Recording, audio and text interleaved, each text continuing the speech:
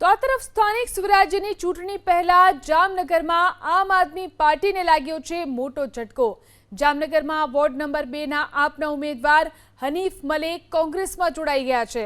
ઉમેદવારી પત્રક ભરાય તે પહેલા જ હનીફ મલેક પોતાના સમર્થકો સાથે કોંગ્રેસમાં જોડાયા। કોંગ્રેસના દિગ્ગજ નેતા વિક્રમ માડમ અને શહેર કોંગ્રેસ પ્રમુખની હાજરીમાં તેઓ કોંગ્રેસમાં જોડાયા। આમ આદમી પાર્ટીના ડિક્લેર થયેલા ઉમેદવાર આજે કોંગ્રેસ પાર્ટી જોડે છે, જોઈન્ટ કરે છે। ભાજપના મિત્રો પણ કોંગ્રેસ પાર્ટી જોઈન્ટ કરે છે। આજે પ્રવાહ છે એ કોંગ્રેસ તરફ વળતો જાય છે અને લોકોને ભારતીય જનતા પાર્ટીના 25-30 વર્ષના શાસન અને એના કડવા અનુભવો એ ખબર પડતી જાય છે। લોકો ભારતીય જનતા પાર્ટીથી દૂર થતા જાય છે। હું આજે કોંગ્રેસ પક્ષ સાથે જોડાયો। મારા સાથે 200 થી 2800 કાર્યકરો જોડાયા।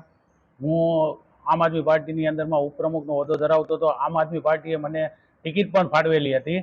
એના પરથી હું આમ આદમી પાર્ટીનો એ આભાર માનું છું કે મને ટિકિટ ફાળવી હતી। પણ મારા વિસ્તારની અંદરમાં લોકોની એ ઈચ્છા હતી કે હું કોંગ્રેસમાં લડું ને મારી એ વર્ષોથી એ ઈચ્છા હતી કે મને કોંગ્રેસ એક વખત ટિકિટ આપે, એટલે હું અત્યારે આમ આદમી છોડી અને કોંગ્રેસમાં જોડાયો છું।